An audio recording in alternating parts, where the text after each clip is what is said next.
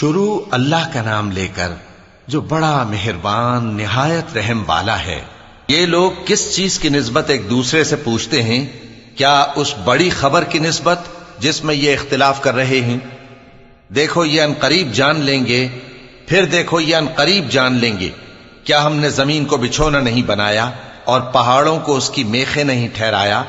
اور ہم نے تم کو جوڑا جوڑا پیدا کیا اور نیند کو تمہارے لیے موجب آرام بنایا اور رات کو پردہ مقرر کیا اور دن کو معاش کا وقت قرار دیا، اور تمہارے اوپر 7 مضبوط آسمان بنائے اور آفتاب کا روشن چراغ بنایا، اور نچڑتے بادلوں سے موسلا دھار میں برسایا تاکہ ہم اس سے اناج اور نباتات پیدا کریں اور گھنے گھنے باغ۔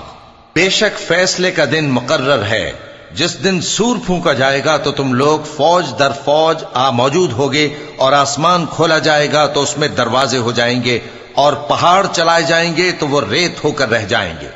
بے شک دوزخ گھات میں ہے، یعنی سرکشوں کے لیے کہ ان کا وہی ٹھکانہ ہے، اس میں وہ صدیوں پڑے رہیں گے۔ وہاں نہ ٹھنڈک کا مزہ چکھیں گے، نہ کچھ پینا نصیب ہوگا مگر کھولتا پانی اور بدبودار پیپ۔ یہ بدلہ ہے ان کے اعمال کے موافق۔ یہ لوگ حساب آخرت کی امید ہی نہیں رکھتے تھے اور ہماری آیتوں کو مسلسل جھٹلاتے رہتے تھے، اور ہم نے ہر چیز کو لکھ کر محفوظ کر رکھا ہے۔ سو اب مزہ چکھو، ہم تم پر عذاب ہی بڑھاتے جائیں گے۔ بے شک پرہیزگاروں کے لیے کامیابی کا گھر ہے، یعنی باغ اور انگور اور ہم عمر بھرپور جوان عورتیں اور شراب کے چھلکتے ہوئے جام۔ وہاں وہ نہ بیہودہ بات سنیں گے نہ جھٹلانے کی باتیں۔ اے نبی صلی اللہ علیہ وآلہ وسلم، یہ تمہارے پروردگار کی طرف سے صلہ ہوگا جو حساب کے مطابق انعام ہوگا۔ وہ پروردگار کہ جو کچھ آسمانوں اور زمین میں اور جو ان دونوں کے درمیان ہے سب کا مالک ہے، بڑا مہربان ہے، کسی کو اس سے بات کرنے کا یارہ نہ ہوگا۔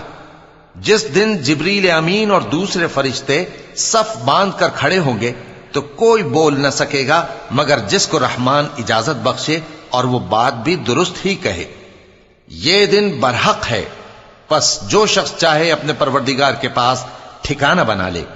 ہم نے تم کو عذاب سے جو قریب آنے والا ہے آگاہ کر دیا ہے، جس دن ہر شخص ان اعمال کو جو اس نے آگے بھیجے ہوں گے دیکھ لے گا، اور کافر کہے گا کہ اے کاش میں مٹی ہوتا۔